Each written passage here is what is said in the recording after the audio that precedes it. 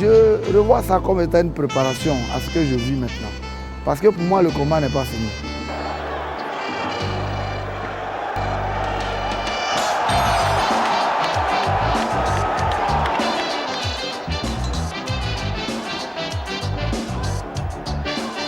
La Côte d'Ivoire a une tradition de vainqueurs. Et la Côte d'Ivoire a eu des grandes équipes nationales. Wabi Adebayo, vainqueur par KO à la première reprise.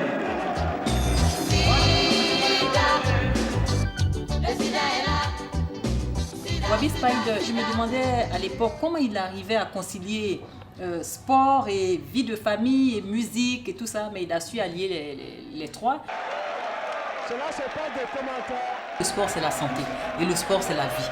Moi, je peux vous raconter beaucoup de choses sur ma vie parce que moi, à l'époque, j'étais très timide, très renfermée, mais le sport m'a beaucoup apporté. Cette équipe qui est sur le terrain devrait faire la différence, absolument. Non, maman, oh! Le sport ivoirien en général, moi, je peux écrire un livre dessus.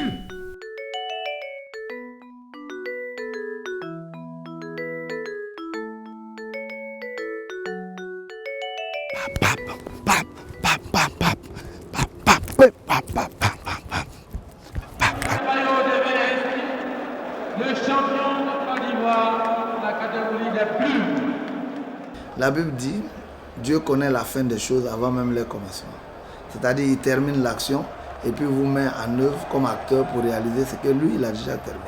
Mais aujourd'hui, de là où je suis, avec l'esprit de Christ, nous ne luttons pas dans la chair, mais nous luttons avec les âmes spirituelles. S'il n'y a pas de témoignage, il n'y a pas d'espérance. S'il n'y a pas d'exemple, il n'y a pas d'espoir. S'il n'y a pas de modèle, il n'y a rien à attendre. Donc, c'est pourquoi ne regardez pas la Bible comme la légende. La Bible, ce n'est pas un livre d'histoire. La Bible, c'est l'un des plus vieux livres qui a la plus récente nouvelle, y compris votre propre nouvelle. C'est-à-dire votre propre histoire est dedans. La Bible, ce n'est pas la manifestation des gens d'avant. Non. Ce que tu dois faire demain se trouve dedans. Et c'est à toi de faire.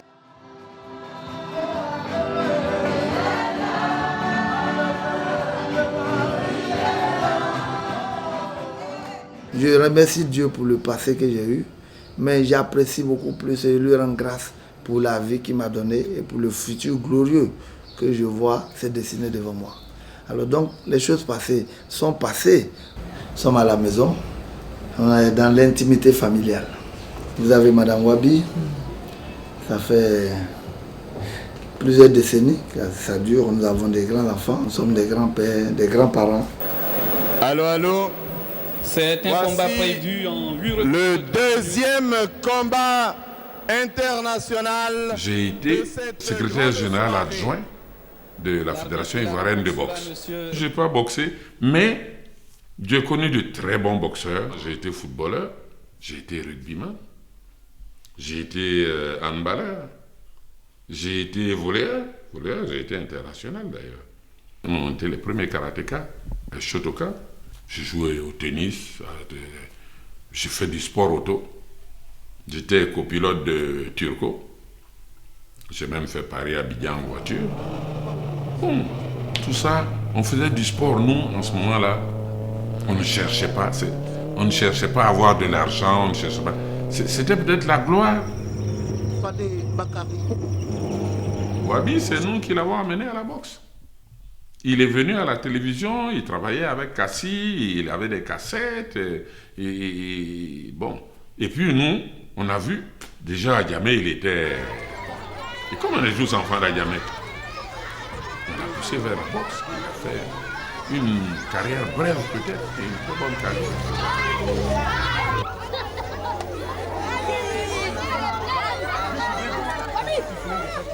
Si on veut faire une traçabilité de ma vie, on va commencer à Broma côté là où je suis né. Donc une enfance tumultueuse, et agitée, liée à l'environnement qui était un environnement assez bouillonnant. Alors donc à l'école c'est déjà le Digba qui fait la loi et on se bat pour se faire sa place. Tant que vous n'avez pas ce que les autres n'ont pas, ils ne vous feront pas votre place. Alors donc à l'âge de 12 ans, Et je décide de suivre Jules Touan à l'école de boxe aux 220 logements. Touan Jules avait boxé contre Fred Galiana, championnat d'Europe.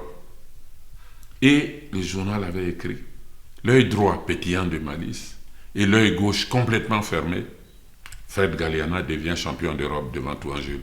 C'est-à-dire que Touan l'avait dominé, mais il avait... Bon, mais en ce moment-là, il y avait des problèmes d'arbitrage, de ceci, cela. Mais Touan Jules était champion d'Europe, on pouvait dire. Nous pouvons leur demander, c'est que parmi les marathoniens... En sprint, mais on était plus fort que les Français. On battait les Français en sprint. Mais vous n'avez pas connu Eloé Brou. Aujourd'hui, quand je vois Renaud de la Villénie en France, en train de passer les 6 mètres et quelques et tout, mais Eloé Brou, qui était au lycée avec nous, dans les années 65, il passait 4 mètres et quelques déjà. Il était même champion de France, parce que à un certain moment, nous étions français. Eloé Brou, mais lui, bon, il a préféré être... Il était directeur de l'ENA à un certain moment. Dans tous les sports, le handball, le handball féminin. Fadigana Mama, on connaît Mariam, on dirait Adjoa Paulette, Mariam Touré, connaît Mariam. Touré Mariam, on connaît Mariam, pour la maman qui va certainement marquer. Avant, dans les années 80, l'État mettait beaucoup de moyens à la disposition des sportifs pour pouvoir atteindre la performance. Avec le handball, il y a eu quelque chose, il y a eu une expérience. Donc, c'était la création des sections sport et études dans les lycées. Dans les lycées à Boaké, à Bingerville, à Dabou et à Abidjan. Donc, il y a eu cette expérience-là qui a vraiment donné de bons résultats. Ça a commencé avec les tournois inter-établissements organisés par l'OASU et à l'école primaire. Donc, à l'époque, on avait un coopérant français, M. Baldino Michel, qui est aujourd'hui retraité, mais qui est en France. Après l'entrée en 6e, je suis allée à l'internat au lycée de jeunes filles de Boaké, en classe sport et études. Nous étions tous regroupés dans le même dortoir. On avait un programme qui nous permettait d'aller aux cours les matins et l'après-midi, avoir les entraînements. Donc, c'était vraiment très, très bien organisé avec un proviseur, Madame Moreau, qui comprenait bien nos préoccupations et qui mettait tout à notre disposition pour vraiment atteindre la bonne performance.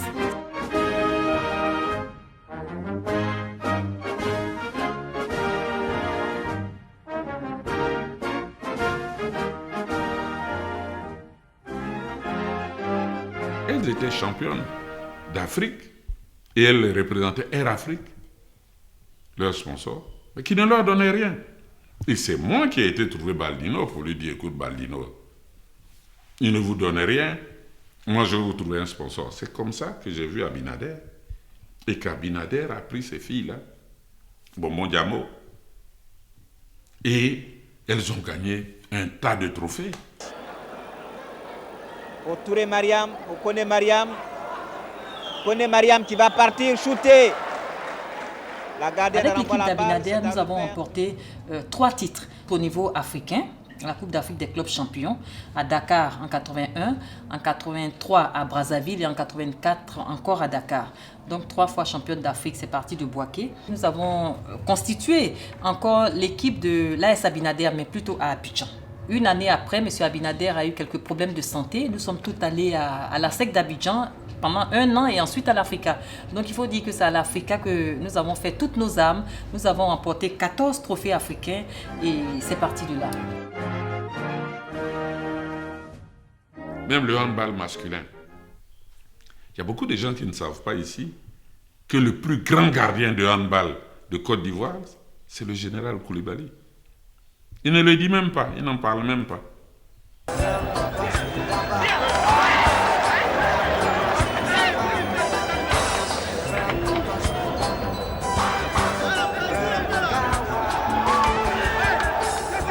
Moi, mon idole, c'est la personne que vous voyez derrière là, Reshuga Léonard.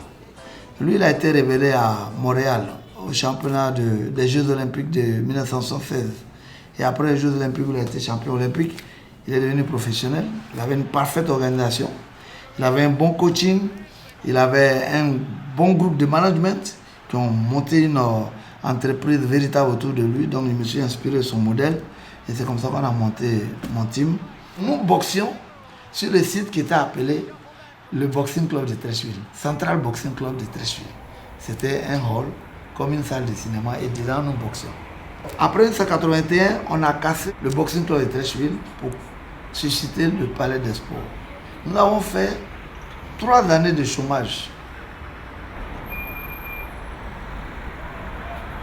Ça, c'est le palais des sports, c'est le terrain où se jouent toutes les grandes compétitions de handball. Quand j'ai fini mes études, parce que j'ai fait de l'anglais et ensuite je suis allée dans une école de communication, je suis entrée dans une grande entreprise d'Artplace, mais juste en stage.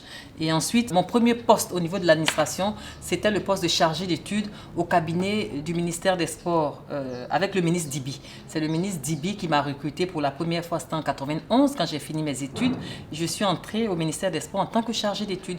Donc j'ai fait mes armes au ministère des Sports pendant une dizaine d'années au cabinet. Et ensuite, là-bas, je suis devenue sous-directrice des sports de haut niveau et de la vie fédérale. Je m'occupais un peu de la gestion des fédérations sportives. Et quand le ministre Banzio est arrivé en 2006 au ministère, il m'a nommée comme ça directrice de la communication.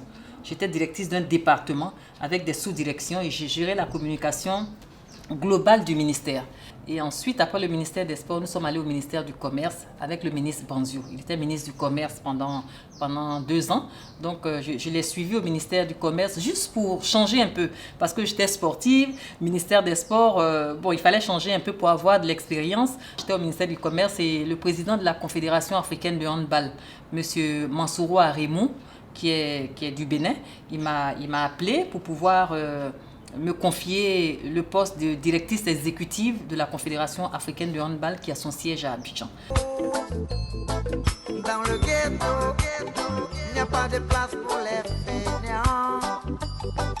Dans le ghetto, Ivoire Rasta 84, à l'avènement d'Alpha Blondy, on a cherché à voir quels étaient les talents qui pouvaient accompagner Alpha dans la reggaephonie qui prenait la Côte d'Ivoire.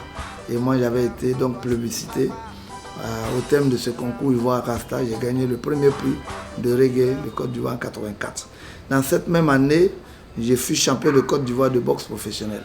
Parce que le palais des sports a fini d'être bâti. La Côte d'Ivoire a été éliminée à Côte d'Ivoire 84.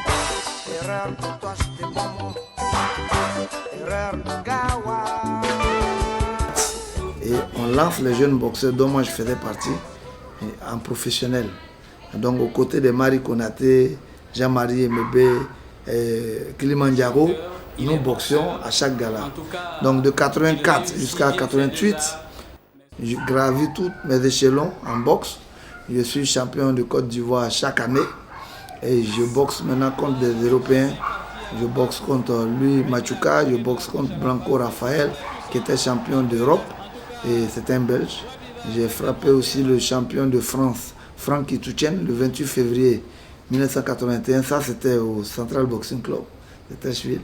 Wabi Spider est un musicien, il est chanteur, il est boxeur. En tout cas, il réussit bien ces 2 arts. Mais ce qui est sûr, on ne peut pas concilier facilement la musique et la boxe. Combat dans la catégorie des poids plumes. Le premier, l'unique contrat de boxe au niveau échelon national où on payait un boxeur à des millions. Et c'était organisé par George Taï Benson qui avait créé une structure qui s'appelait Box Office. Et c'est lui qui a organisé mon gala de boxe contre Agler, où j'ai battu Agler au point en 10 reprises de 3 minutes. On était allé au CISM.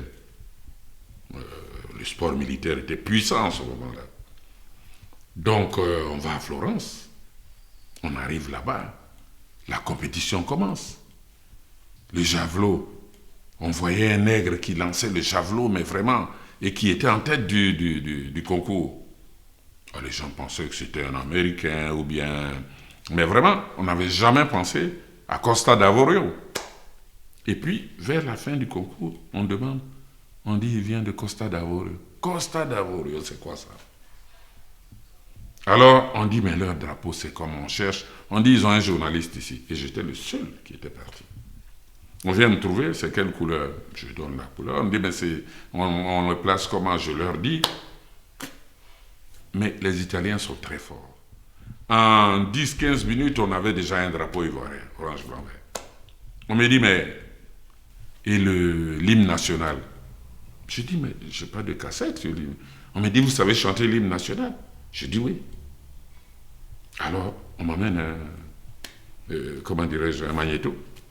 Et puis je chante l'abidjanaise. Et puis, peut-être 30 minutes après que le concours soit fini, on annonce que le vainqueur du concours de javelot s'appelle Abeyaye Costa d'Avorio. Costa d'Avorio, et puis on le présente avec le drapeau qu'ils avaient déjà confectionné. Et puis j'entends ma voix en train de chanter l'abidjanaise et tout le monde est au garabou. Et moi, mes larmes, je me suis mis à pleurer.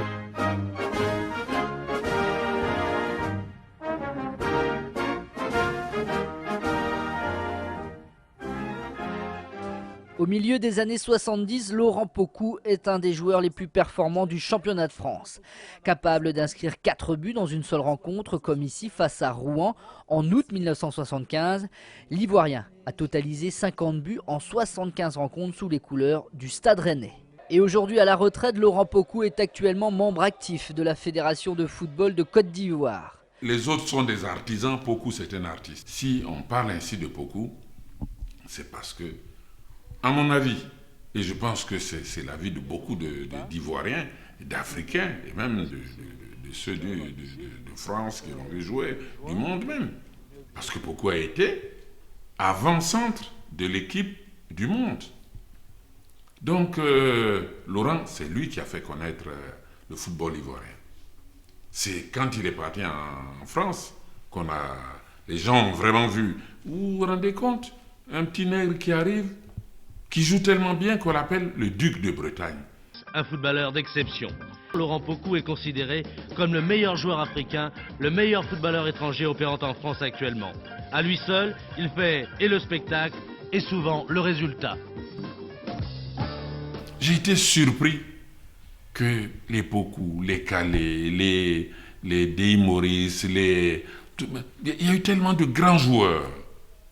Ils n'ont jamais gagné de Coupe d'Afrique. J'ai fait ma première CAN comme reporter en 70 à Khartoum.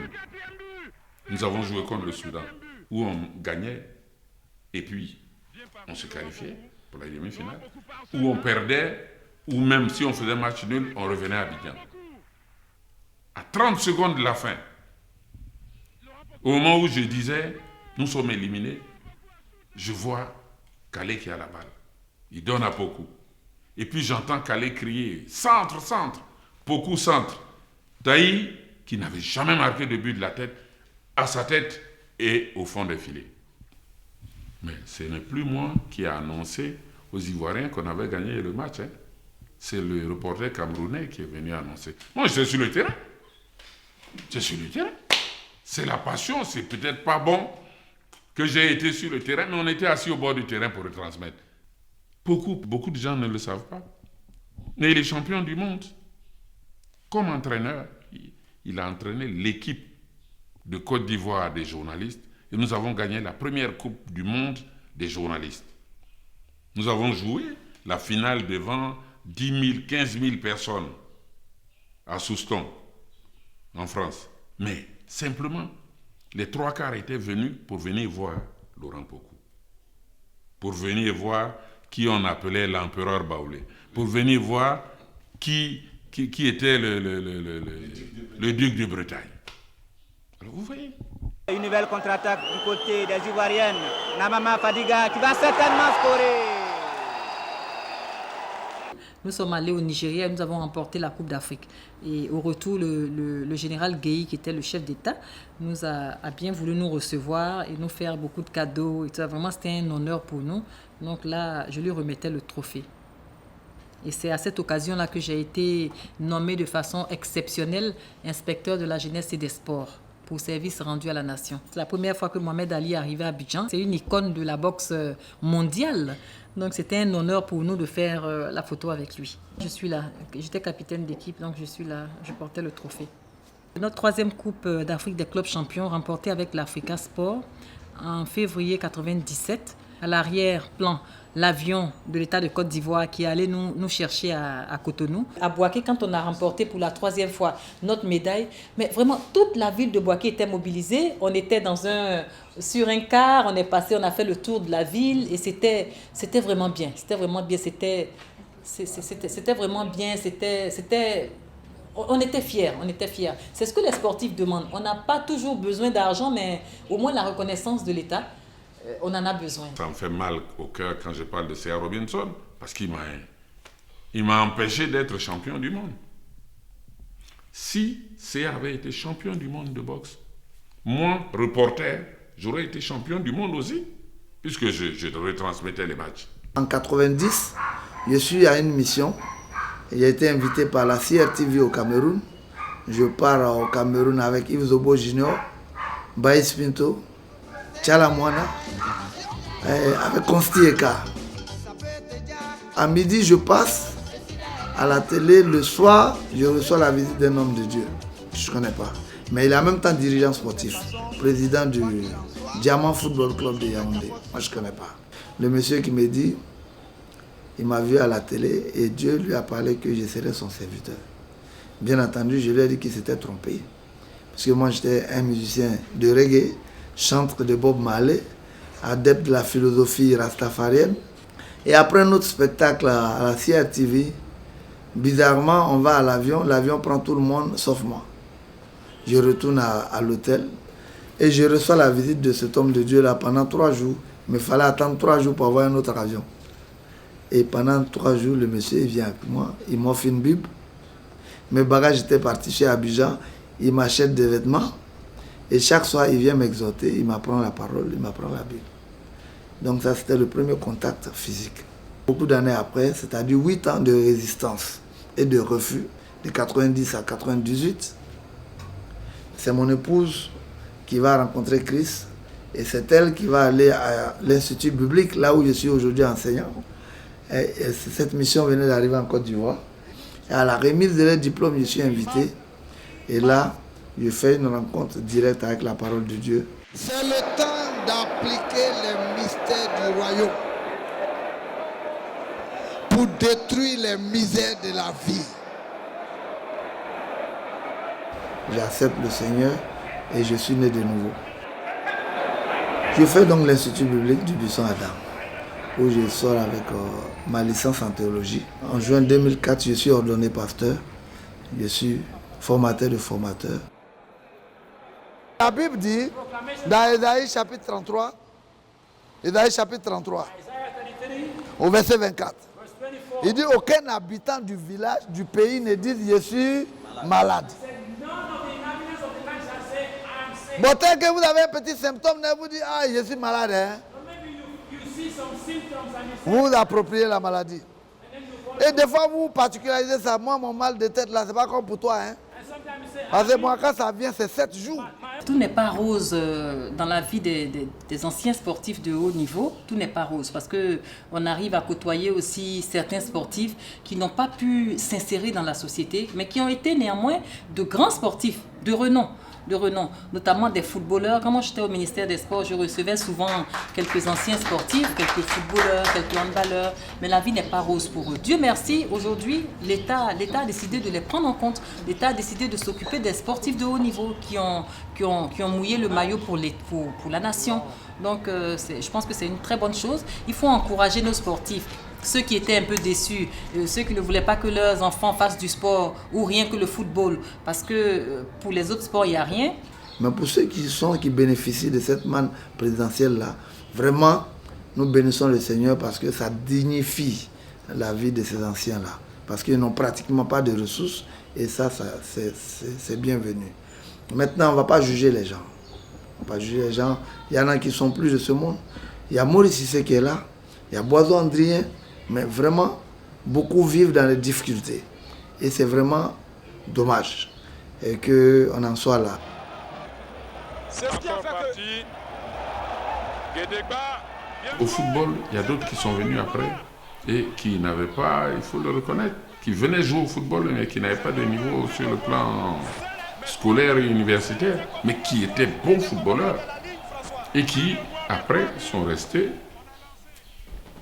Sur le tas, ils n'ont pas pensé peut-être en ce moment-là à la retraite.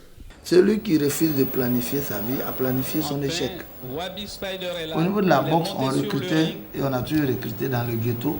Dans tous les autres sports, vous les voyez au niveau scolaire, vous les voyez au niveau universitaire.